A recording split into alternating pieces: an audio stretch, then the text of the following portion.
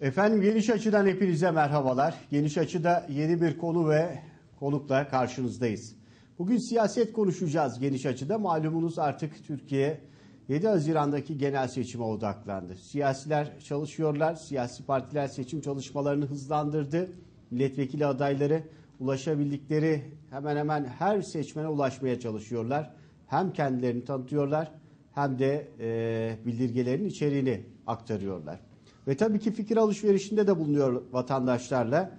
Bugün bizde Vatan Partisi Denizli Milletvekili adayı Sayın Ufuk Abalıoğlu'nu ağırlayacağız. Konuğumuz olacak programımızda. Efendim hoş geldiniz. Hoş bulduk. Hem seçim çalışmalarını konuşalım istiyoruz hem de sizin aracılığınızda halkın nabzını tutalım. Çünkü sokak sokak, cadde cadde dolaşıyorsunuz. Çalmadık kapı bırakmıyorsunuz gördüğüm kadarıyla. Oralardan izlenimlerinizi paylaşmanızı isteyeceğim. Ama biraz Vatan Partisi'ni bir konuşalım. Herkesin merak ettiği temel bir konu. Ki bununla ilgili açıklamaları yaptınız da bir de sizden duyalım veya duymayanlar sizden öğrensinler. Neden isim değişikliğine gitti partiniz? Niçin Vatan Partisi? Bize biraz anlatır mısınız? Tabii ki. Şimdi 2006 İşçi Partisi'nin 2006 kongresinde bir tahlil de yaptık. Bir önümüze hedef koyduk. Dedik ki artık günümüz vatan savunması gündemidir. Dolayısıyla vatan savunması gündemi olduğunda biliyorsunuz İşçi Partisi daha işçi emekten yana bir tavır alırken de bundan önceki şeyde gene aynı devamını ettiriyor ama vatan savunması koyduğunda sadece sosyalist bir kesime hitap ederken şimdi vatan savunması koyduğunda sadece sosyalistlerle veya devrimcilerle vatan savunması olmaz. Bunun için milliyetçiliğe de halkçıya da ihtiyaç var. Dolayısıyla biz 2006 yılından itibaren bütün stratejimizi vatan savunması doğusunda Türkiye'nin Atatürkçü, Cumhuriyetçi, vatanseverlerini birleştirici bir takım stratejiler, yöntemler, taktikler geliştirmeye başladık. Bunların da en son işte bundan önceki seçimlerde güç birliğiyle bunu görüyoruz. Güç birliği olarak girdik. İşçi Partisi olarak değil. Daha sonra geçen yıl görüşmüştük burada Büyükşehir Belediye Başkanlığı'ndan önce Milli Meclis, Milli Merkez çalışmalarıyla devam ettirdik. Bunu bu araya kadar sürekli olarak Milli Anayasa forumlarıyla insanları toplamaya çalıştık. Talat Paşa Komitesi'nde birçok vatanseveri bir araya topladık falan. Derken sonucunda geldiğimiz nokta birçok vatanseverin partimize katılma noktasına ulaşıldığında en son Cumhurbaşkanlığı seçiminden sonra Genel Başkanımız Doğu Perinçek 300 kadar öndere en sosyalistinden milliyetçisine, halkçısına mektup yazdı. Gelin dedi. Vatan elden gidiyor. Bu vatan savunmasını birlikte yapalım. Ne yapacaksak onu yapalım. Onun önlerine koydu. Bu CHP'ye de gitti, MHP'ye de gitti, işte diğer önderlere de, toplum önderlerine de gitti. Bu görüşmelere 150 kadar kişi katıldı, görüşmeler yapıldı ve burada biz dedik ki eğer yeni bir parti kurulacaksa kuralım, yoksa bizim bir partimiz var, İşçi Partisi. Bunun ismi değişecekse ismi değişsin. Genel başkanı değişecekse genel başkanı değişsin. Hazır bir örgütlenmiş, sağlam bir örgütlü yapı var. Bunu burada birleşelim ama bir şekilde birleşelim. Tabii başka parti çalışmaları da tartışıldı burada ama bunun için yeterli zaman dilimi yoktu örgütlenmesi için.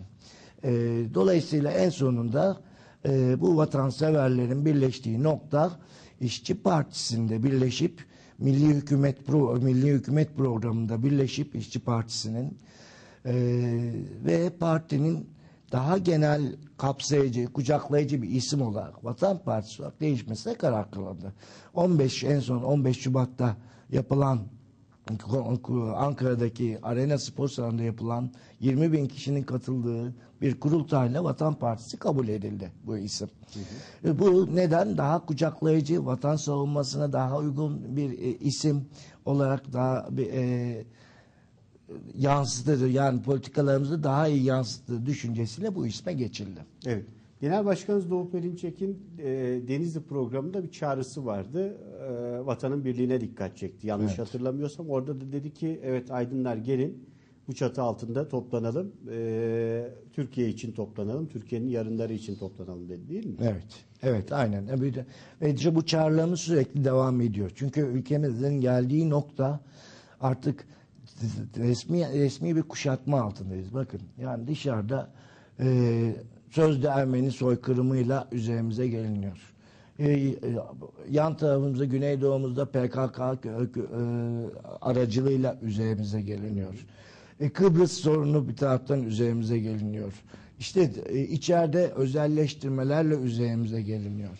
Derken her taraftan bağımsızlığımız bir kuşatma altında bağımsızlığımız giderilmiş durumda. Bunun yerli işçileri bir taraftan çalışmakta, dışarıdaki emperyalistler bir taraftan çalışmakta. Buna karşılık tek bir şey var, birlik mücadelesidir.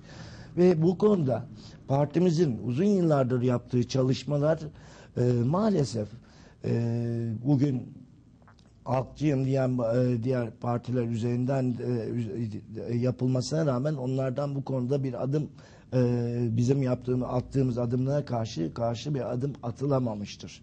Ancak çok değerli katılımlar oldu. Biliyorsunuz birçok Ergenekon'dan çıkan generallerimiz bizi tanıdılar. Silivri'de tanıdılar. Silivri duvarlarını yıkarken tanıdılar. Bizlerle orada temas kurdular ve onlar çıkar çıkmaz Vatan Partisi'nin birer neferi oldular. İşte bir Hasan Korkmazcan bizim 1. sıra adayımız. Yıllarını sağ partilerde geçirmiş, milletvekilliği yapmış. Ama bugün geldiği nokta vatan savunmasında Vatan Partisi ve Merkez Karar Kurulu üyemiz. Bir yaşar okuyanlar. Bunların her birinin birleştiği bir işli yani bu hepsinin birleştiği nokta vatan savunmasıdır. Bu tek ortak nokta. Cumhuriyet, Atatürk, bayrak değerlerini sahiplenme noktasıdır. Bu nedenle Vatan Partisi'ne bütün aydınları, bütün vatanını sevenleri davet ediyoruz. Çünkü bu kuşatma yıkılmak zorundadır. Şimdi tabii Vatan Partisi Türk Silahlı Kuvvetleri'nden emekli olan isimlerin en çok tercih ettiği siyasi oluşumlardan bir tanesi. Vatandaşın dikkatini çeken bir unsur. Biz merak ediyoruz. Vatandaş da merak ediyordur. Niçin böyle? Ama sadece onlar yok galiba değil mi Vatan Partisi'nde? Çeşitli kesimlerden. Çok değişik kesimlerden, işçiden, köylüden de geliyor. İşte silahlı kuvvetlerinden de geliyor. Silahlı kuvvetlerden yoğun olmasının sebebi biraz önce söylediğim sebep. Silahlı kuvvetlere karşı bir Ergenekon. Şimdi Ergenekon kumpasları iki kuruluşa karşı yapılmıştır. Bir Türk Silahlı Kuvvetleri, iki İşçi Partisi'dir. Çünkü bu Fethullahçı Gladio örgütünün bir kumpasıdır, düzenidir. Bu düzen en fazla emperyalizme darbe vuran kesimleri ele almıştır. Bu Ergenekon'la Silivri'ye giren komutanlarımız aynı anda İşçi Partisi de girdiği için, o dönem İşçi Partisi de girdiği için İşçi Partisi'nin yaklaşımını çok iyi görme fırsatı buldular. Dolayısıyla orada mücadeleyi birlikte yürüttüğümüz için o mücadele bizleri birbirine kaynaştırdı. Ve o nedenle de çıkar çıkmaz komutanlarımız Vatan Partisi'nin birer üyeleri, birer genel başkan yardımcıları, aktif görevlileri. Bakın bunlar içerisinde Atilla Uğur komutan, APO'yu sorgulayan komutan. Eskiden ülkücü kökenli bir komutan.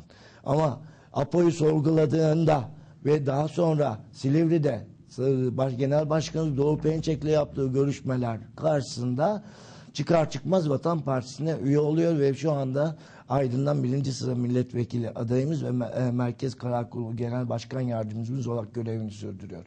İşte APO'yu sorgulayan komutan,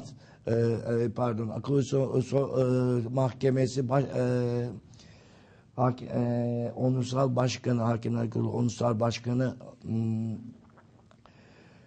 o da yine sizin partiniz. Evet, o da bizde şu anda genel başkan yardımcılarımızdan.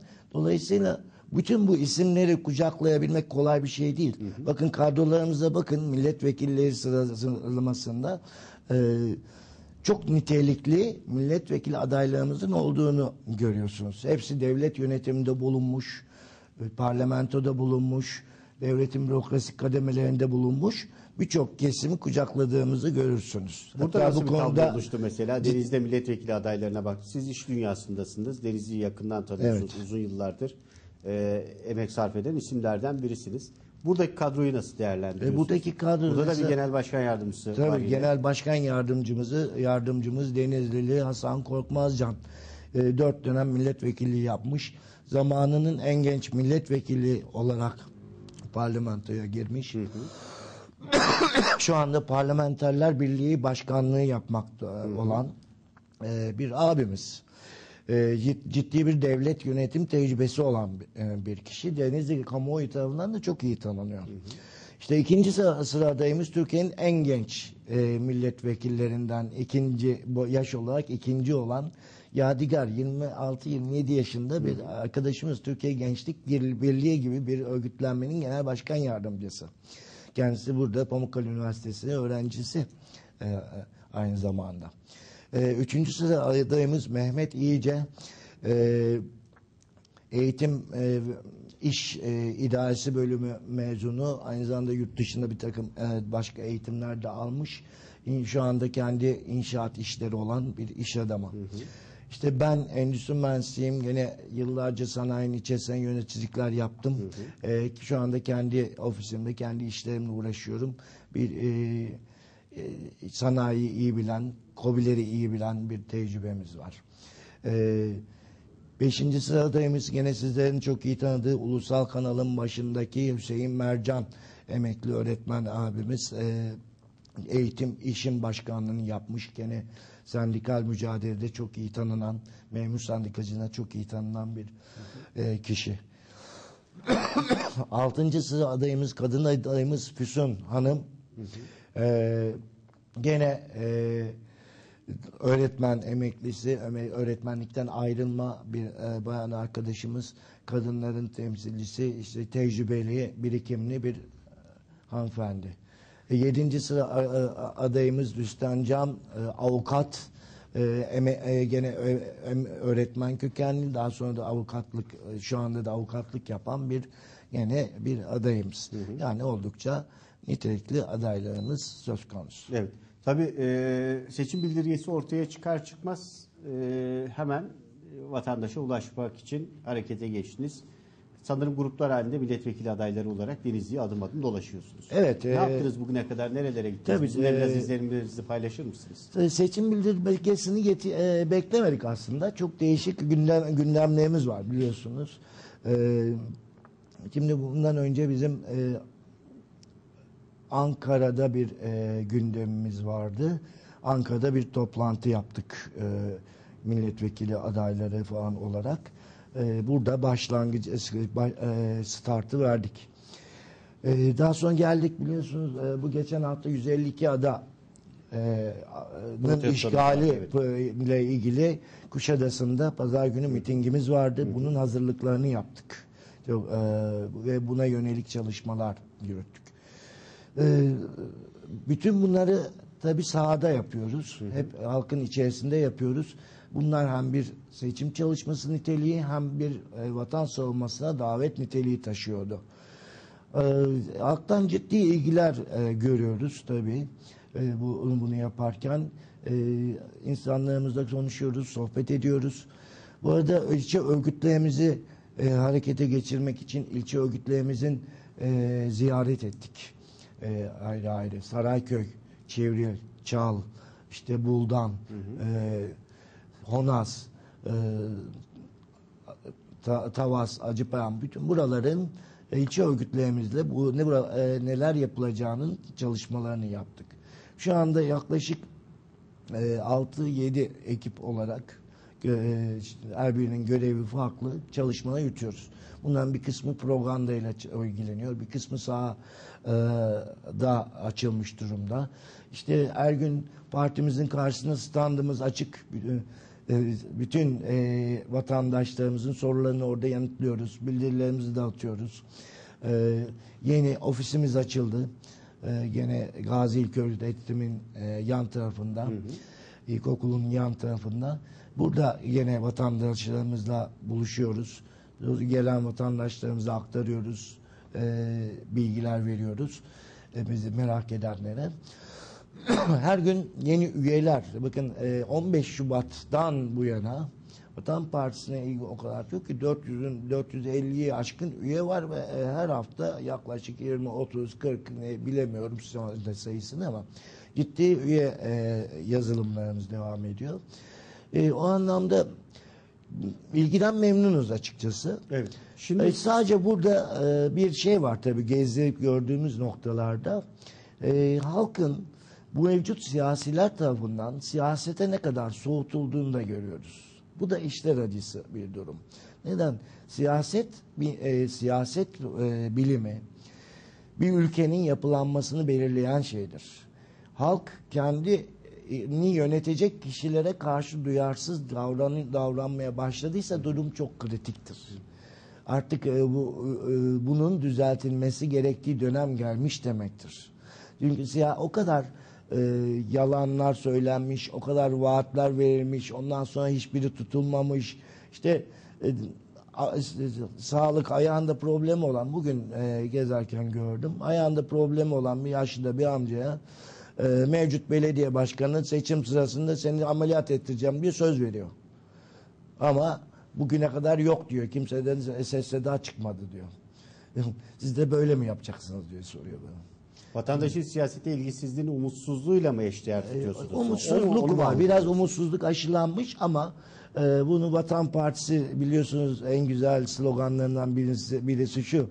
Gülümse Türkiye, vatanda birleşiyoruz diyoruz. Dolayısıyla biz gülümsemek için varız. Gülümseyen yüzleri toparlayacağız ve tekrar vatanı canlandıracağız. Evet. Şimdi partiniz özellikle uluslararası arenada da yansımaları olan birçok konuya dikkat çeken, bu konularda hatta sadece söylemde kalmayan, eylemede geçen bir yapıya, bir teşkilata sahip, bir örgüte sahip. Mesela bir Ermeni meselesiyle ilgili büyük mücadele verdi.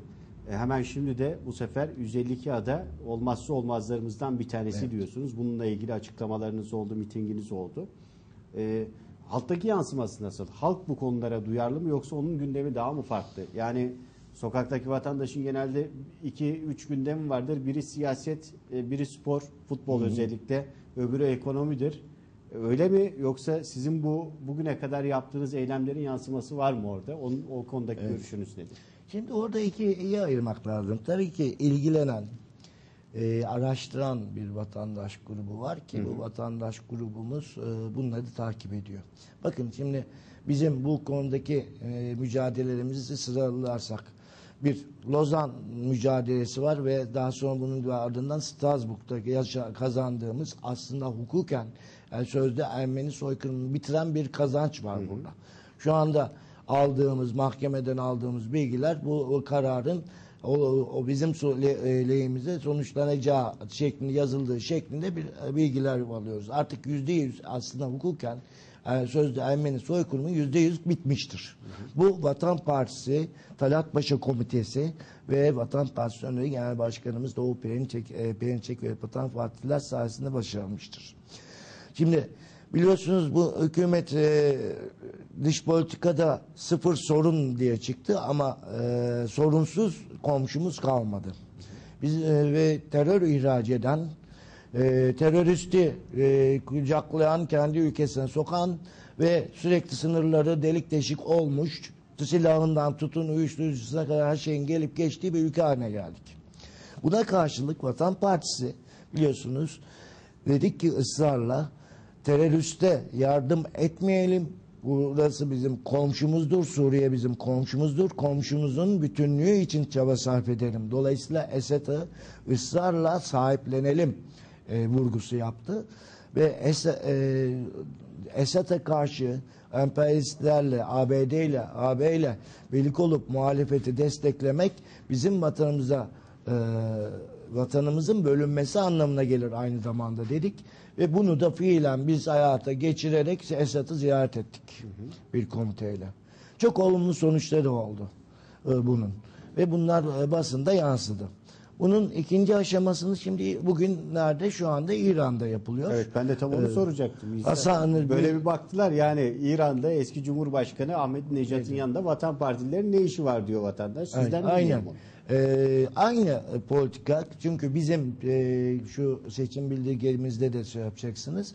Komşularımızla iyi ilişkilerin geliştirilmesi, komşularımızla ticaretin geliştirilmesi, bir karşılıklı anlaşmaların yapılarak terörizmin ve bölünmenin bitirilmesi politikası yatıyor.